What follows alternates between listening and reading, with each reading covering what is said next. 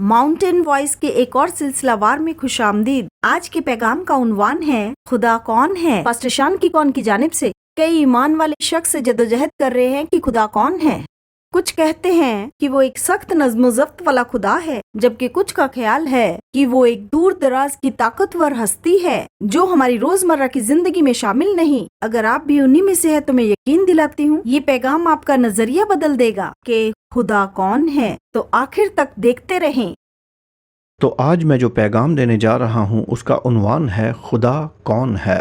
मैंने देखा है कि बहुत से मसीही शक के साथ जद्दोजहद करते हैं। वो मनफी हालात से भी अमूमन मायूस रहते हैं। उनकी ज़िंदगी उनकी तवक्को के मुताबिक नहीं चल रही है। ऐसे लोग अक्सर बहुत दुआ करते हैं, अक्सर कलीसिया में जाते हैं, फिर भी जब वो रोज़मर्रा की ज़िंदगी गुजारते हैं वो ऐसे जीते हैं जैसे खुदा मौजूद ही नहीं है, और यहाँ फिर खुदा का कोई किरदार ही नहीं।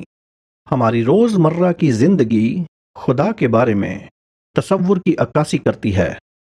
कलाम कहता है आप उस माबूद की मानंद हैं जिसकी आप इबादत करते हो।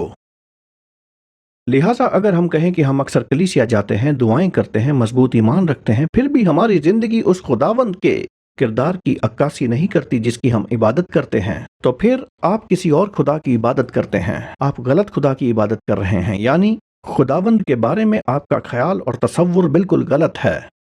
आप कलीसिया में हैं और सही कलाम पढ़ते हैं, लेकिन आप सुनहरे बछड़े के परस्तार हैं। खुदा के मुतल्लिक आपके अपने ख्यालात हैं। ये खुदा की सच्ची और दुरुस्त तस्वीर नहीं है। तो आपके तसव्वुर में खुदा क्या है? खुदा के बारे में तर्ज फिक्र क्या है? खुदा ना सिर्फ ये चाहता है कि आप उसे सही तौर पर देखें, यानी आपका खुदा के बारे में दुरुस्त नजरिया हो, पर खुदा ये भी चाहता है कि आप उसे करीब से जानें। लेकिन वहां इस्लाह है, ये उसे सही तौर से जानना है जो उसे करीब से जानने की जानिब ले जाता है। लोग खुदा को करीब से जानने के तालिब हैं, ये जाने बगैर कि वो कौन है। नतीजतन वो ताल्लुकात तलाश नहीं पाते। देखिए, खुदा का सही नजरिया आपकी शख्सियत के हर पहलू को मुतासिर करेगा। ख्वाहिशात, आपके मकासद, ख्यालात, अल्फाज, आपके अमाल, ये सब तभी मुतासिर होंगे जब आपके पास इस बात की दुरुस्त तस्वीर होगी कि खुदा कौन है। खुदा के मुतालिक आपकी समझ जितनी दुरुस्त होगी, ये उतना ही आपके मकासद को मुतासिर करेगा और आपकी रोजमर्रा की जिंदगी को भी। तो खुदा के मुतालिक आपका नजरिया जिंदगी के हर शोबे में मदद करेगा। अगर किसी शोबे में जद्दोजहद कर रहे हैं, हिकमत की कमी है, हौसला शिकनी होती है, मायूसी में है, आपको खुदा के हकीकी इल्म की दरकार है। पहला नुक्ता ये है, खुदावंद एक ज़ाती हस्ती है, वो एक ज़ाती रूह है। पैदाइश 1 बाब कहता है कि इब्तिदा में खुदा ने आसमान और ज़मीन को बनाया। खुदा इब्तिदा से पहले मौजूद था। किसकी इब्तिदा? वक्त। खुदा ने आसमान को बनाया, खला और ज़मीन को, मादे को। लेकिन खुदा मौजूद था पहले से, वक्त, खला और मादे से। मुबर्रा था वक्त, खला और मादे से। मतलब ये हमारे लिए बहुत मुश्किल है, इंसानों के लिए, ये समझना कि खुदा वाकई कौन है। लेकिन फिर भी हम सबको जिस हद तक हो सके ये अहम है कि उसका तसव्वुर करें ताकि हमारा ईमान बढ़ता रहे।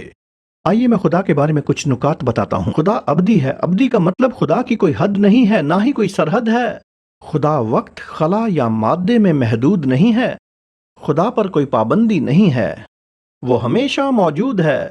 खुदावंद खुद कफील है। सब कहें खुद कफील है। इसका मतलब वो अपने अंदर हर खूबी, काबिलियत और माफूक अलफित्री कुव्वत रखता है जो कभी ना खत्म होने वाली पैमाइश है।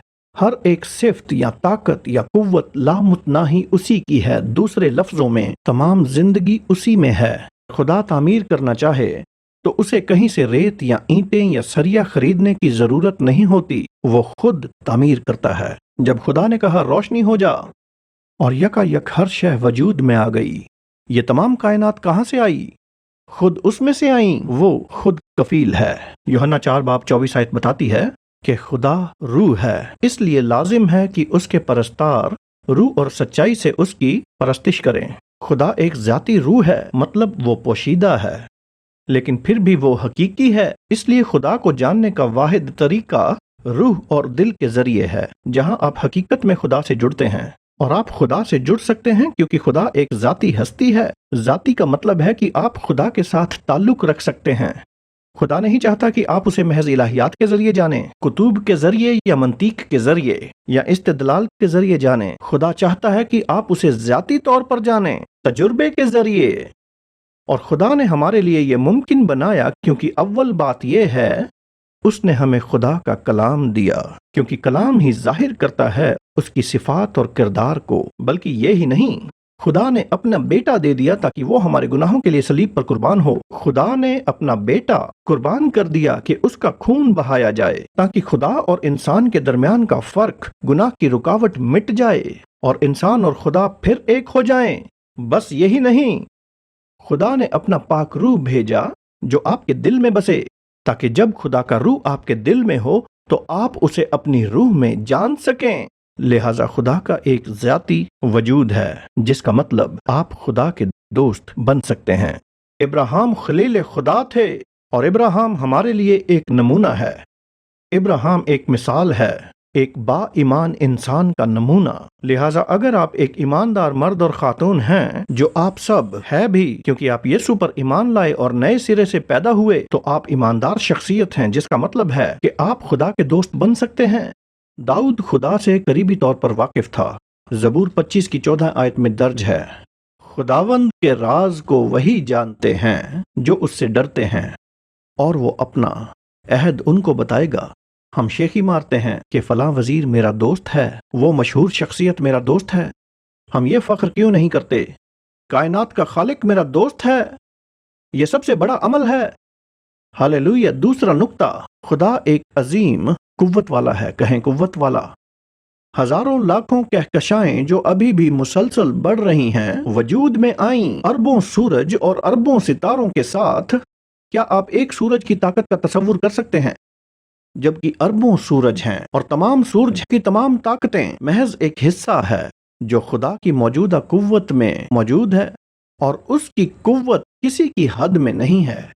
اس پر کسی کا حکم نہیں چل سکتا، اسے کوئی کسی قدر برگلا نہیں سکتا، جس کا مطلب وہ ہمیں اپنی قوت دینا چاہتا ہے۔ اگرچہ ہم اس پر ایمان لائیں اور اس کے کلام کے مطابق چلیں، وہ اپنی قوت آپ کے لیے استعمال کرے گا۔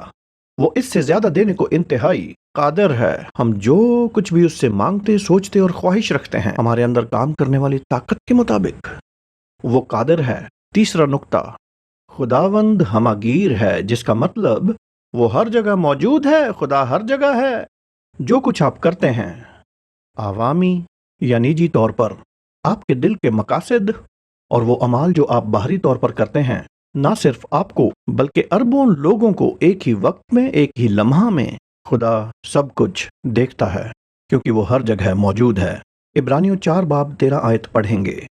اس سے مخلوقات کی کوئی چیز چھپی نہیں، بلکہ جس سے ہم کو کام ہے، اس کی نظروں میں سب چیزیں کھلی اور بے پردہ ہیں۔ یعنی آپ جو بھی نیکی کرتے ہو، حالانکہ اسے کوئی نہیں دیکھتا، آپ کے پاسبان بھی نہیں دیکھتے، اور آپ ہر رات دعا کرتے ہیں اپنی کلیسیا کے لیے، اور کوئی غور نہیں کرتا اور آپ کو اجر نہیں دیتا، وہ دیکھتا ہے۔ اس بات کی فکر نہ کریں کہ آپ پر غور کیا جاتا ہے یا نہیں، وہ دیکھتا ہے اور صلہ دیتا ہے۔ اس کے ساتھ موجودگی ہی ہماری خوشحالی ہے۔ آپ جانتے ہیں جب یوسف مصر کو گیا، کلام بتاتا ہے کہ خدا اس کے ساتھ تھا۔ جب وہ قید میں تھا، خدا اس کے ساتھ تھا، اگرچہ وہ غلام بھی تھا، اور جب وہ قید میں بھی رہا، اس کی زندگی خوشحال تھی۔ اس نے جو بھی کیا اس میں برکت تھی۔ اس کا کیا مطلب ہے؟ اس کا مطلب ہے کہ ہر وقت آپ کے ساتھ خدا کی موجودگی ہی حقیقی خوشحالی ہے، کہیں ہاللیلویہ۔ اسی کی طرف سے خوشحالی کی ہماری سمجھ آتی ہے۔ یسوع نے شاگردوں سے کہا، میں ہمیشہ تمہارے ساتھ ہوں۔ وہ ایمانویل ہے، کہیں خدا میرے ساتھ ہے۔ چوتھا نقطہ، خدا سب جانتا ہے، وہ دانا کل ہے۔ آپ اپنے تمام سوالات لے کر اس کے پاس جا سکتے ہیں اپنے جوابات کے لیے۔ یرمیہ 29 باب کی 11 آیت آئیے پڑھیں، کیونکہ میں تمہارے حق میں اپنے خیالات کو جانتا ہوں، خداوند فرماتا ہے، یعنی سلامتی کے خیالات، برائی کے نہیں، کہ میں تم کو نیک انجام کی امید بخشوں۔ زندگی کے بارے میں آپ کے ہر سوال کا جواب خدا جانتا ہے۔ آپ کا مقصد اور مستقبل۔ میں تمہارے حق میں اپنے خیالات کو جانتا ہوں۔ جنت میں ایک کتاب ہے جس میں آپ کا نام ہے، اس کتاب میں آپ کا نام ہے اور وہ آپ کا مقصد اور آپ کی بلاہٹ ہے۔ یہ بہشت کی کتاب ہے، یہ کتاب آپ کی زندگی کی کامیابی کی کلید ہے، اور اس کتاب کو حاصل کرنے کا واحد طریقہ دعا ہے۔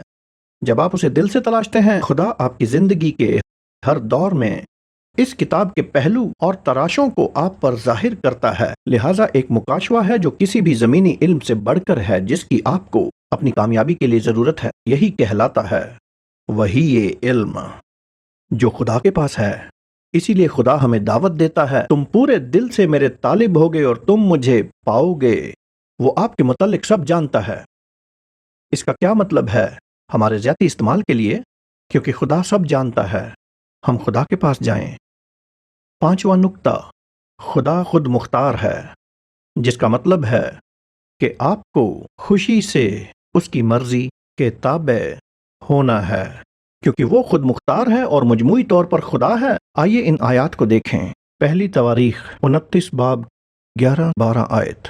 آئے خداوند ہمارے باپ اسرائیل کے خدا، تو عبدالآباد مبارک ہو، کیونکہ عزت اور قدرت اور جلال اور غلبہ اور حشمت تیرے ہی لیے ہے، کیونکہ سب جو آسمان اور زمین میں ہے وہ تیرا ہے۔ خداوند بادشاہت تیری ہے، تو ہی باحیثیت سردار سبھوں سے ممتاز ہے، اور دولت اور عزت تیری طرف سے آتی ہے، اور تو سبھوں پر حکومت کرتا ہے۔ تیرے ہاتھ میں قدرت اور توانائی ہے، اور سرفراز کرنا اور سبھوں کو زور بخشنا تیرے ہاتھ میں ہے۔ یعنی وہ خود مختار ہے، اس کے علاوہ کوئی اعلیٰ اختیار نہیں رکھتا۔ بالآخر یہ اسی کی مرضی ہے جو پوری ہوگی۔ اگر آپ کلام کو دیکھیں تو ابتدا سے ہی انجام کا اعلان کیا جا چکا ہے۔ شیطان سے ڈرنے کی کوئی وجہ نہیں۔ جانتے ہیں کیوں؟ کیونکہ انجام پہلے ہی اعلان ہو چکا ہے۔ آخر خدا کی مرضی پوری ہوگی۔ کوئی شے خدا کے مقصد اور ارادے کو تباہ نہیں کر سکتی۔ وہ خود مختار ہے۔ کلام فرماتا ہے کہ اس نے اپنی مرضی کے مطابق سب کچھ پہلے سے ہی مقرر کر رکھا ہے۔ آمین۔ چھٹا نقطہ، خداوند پاک ہے، تو اس کا مطلب خود کو پاکیزگی کے ساتھ اس کے لیے وقف کر دیں۔ آئیے ان آیات کو پڑھیں۔ خروج 15 باب 11 آیت۔ معبودوں میں آئے خداوند تیری مانند کون ہے؟ کون ہے جو تیری مانند اپنے تقدس کے باعث جلالی ہے؟ ہاللیلویہ۔ زبور 96 9 آیت۔ پاک آرائش کے ساتھ خداوند کو سجدہ کرو، اور سب اہل زمین اس کے حضور کانپتے رہو۔ آخری مرتبہ آپ کب خدا کے سامنے لرز اٹھے تھے؟ غالباً ہمیں خدا کی پاکیزگی کے متعلق انکشاف کی ضرورت ہے، کیونکہ جب یسایہ نے خدا کو دیکھا تخت پر بیٹھے ہوئے اور آسمان پر فرشتوں کو پکارتے دیکھا، قدوس قدوس قدوس، وہ خوف زدہ ہوا۔ خدا کا خوف، یوں ہی خدا کا خوف ہم میں نظر آنا چاہیے۔ قدوس لفظ کا مطلب مختلف ہے، جدا ہے، جو خالص سے زیادہ ہے، یہ بے گناہ سے بیشتر ہے۔ قدوس کا مطلب بالکل مختلف ہے۔ انسانی زبان میں کوئی ایسا لفظ نہیں جو خدا کی پاکیزگی کو بیان کر سکے۔ آپ صرف یہ کہہ سکتے ہیں کہ وہ بہت زیادہ مختلف ہے۔ کردار میں، فطرت میں، صفات میں ہم انسانوں سے بہت مختلف ہے۔ یہ خلا بہت بڑی ہے، وہ مقدس ہے۔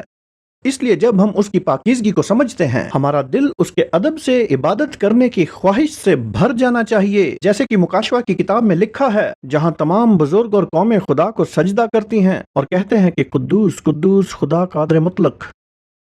ہمارا خدا پاک ہے، مختلف ہے، اس کا کردار ہر لحاظ سے بہترین ہے، اس کی اخلاقی فضیلت، دیانت اور اخلاقی پاکیزگی کا مکمل معیار ہے، وہ بالکل مختلف ہے۔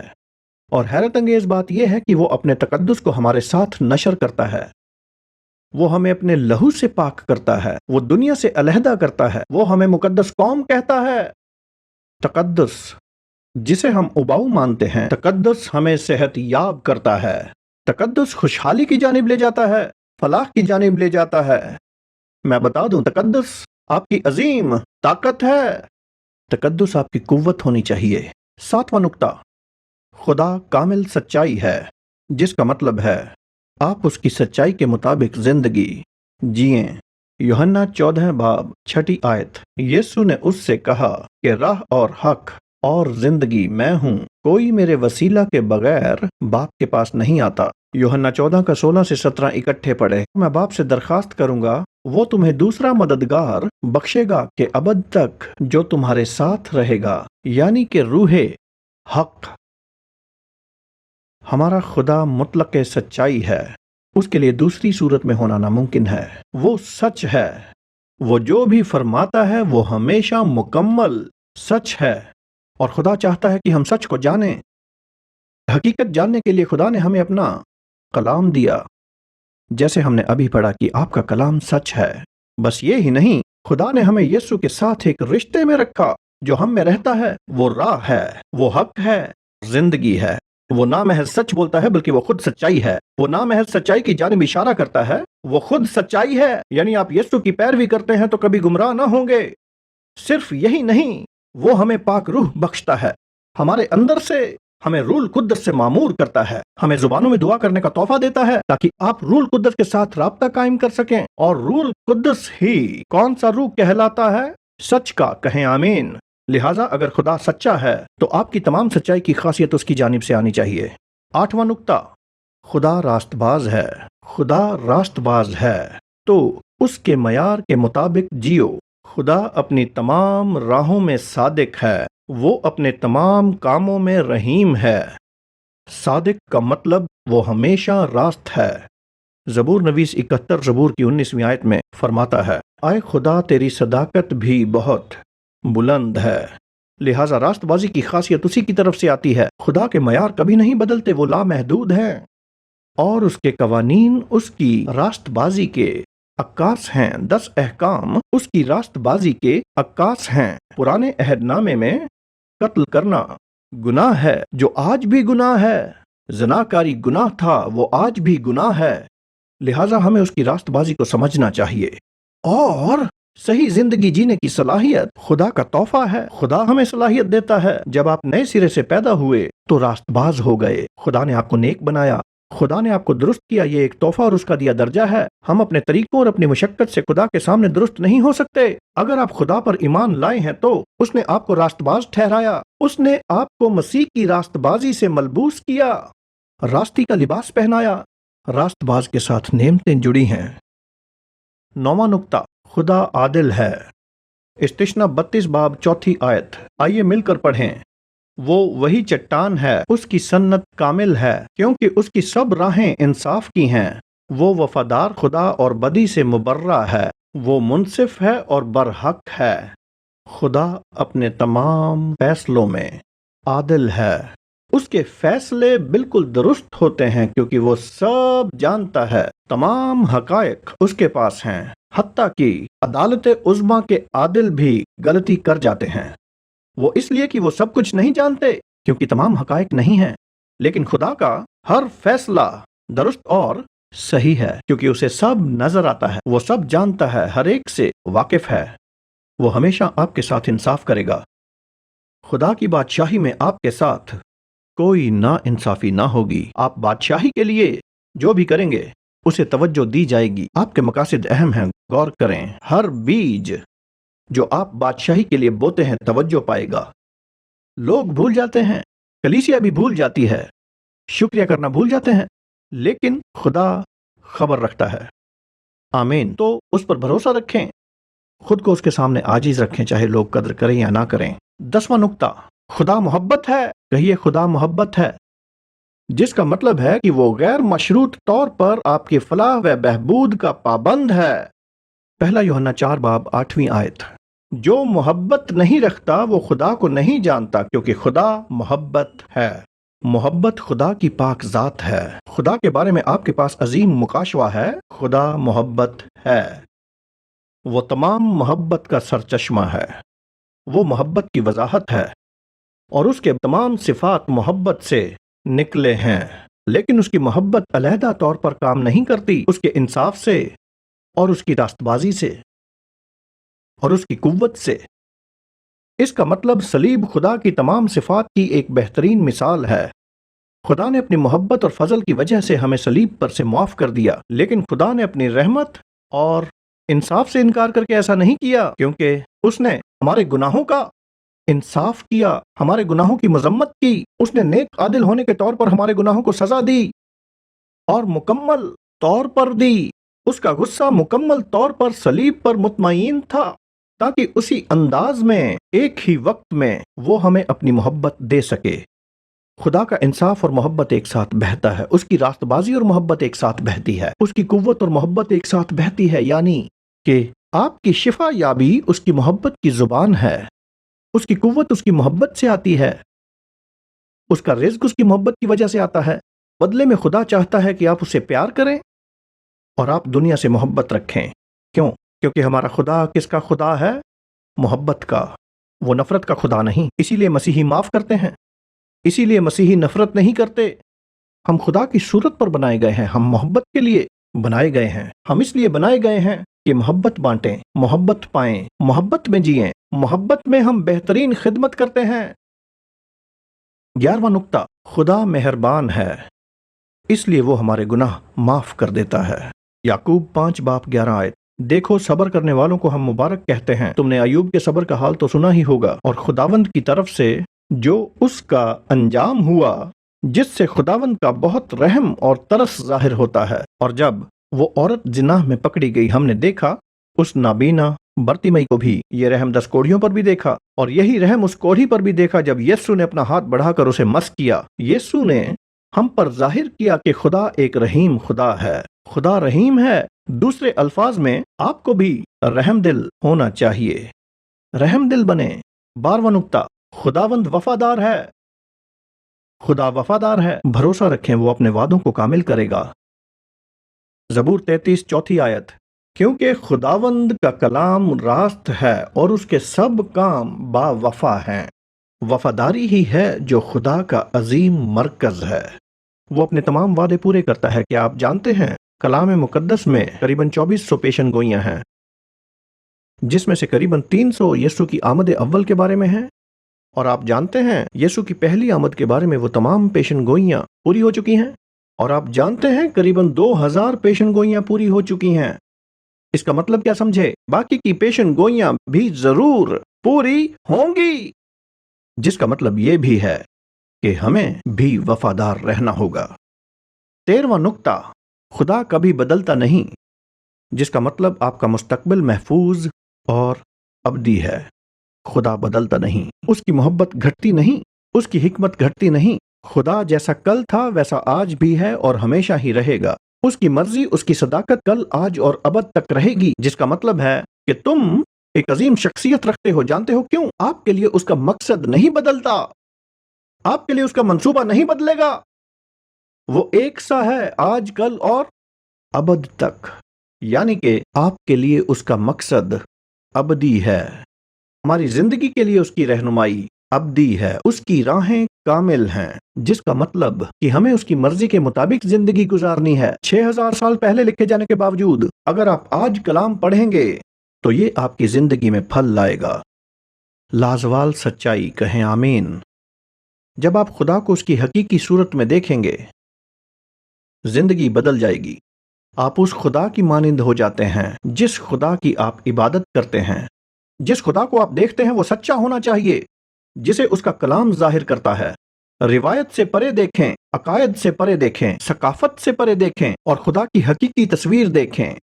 जैसे भी हालात हों या मुश्किलात से गुजर रहे हों, जब आप खुदा की हकीकी तस्वीर को देखेंगे तो आपका ईमान बदलेगा और रद्द अमल भी। याद रखें, खुदा में सब मुमकिन है। अपनी मुकम्मल सालीमियत के साथ उसके लिए कुछ भी मुश्किल नहीं। उसकी लामहदूद सलाहियतों के साथ वो वही करेगा जो सही होगा। खुदा मुनसिफ है और वो वही करेगा जिसमें आपकी बेहतरी हो। तो ये सिफात वो ऐनक होनी चाहिए जिनके जरिए आप अबदी जिंदगी देखते हैं, अपनी जिंदगी को देखते हैं।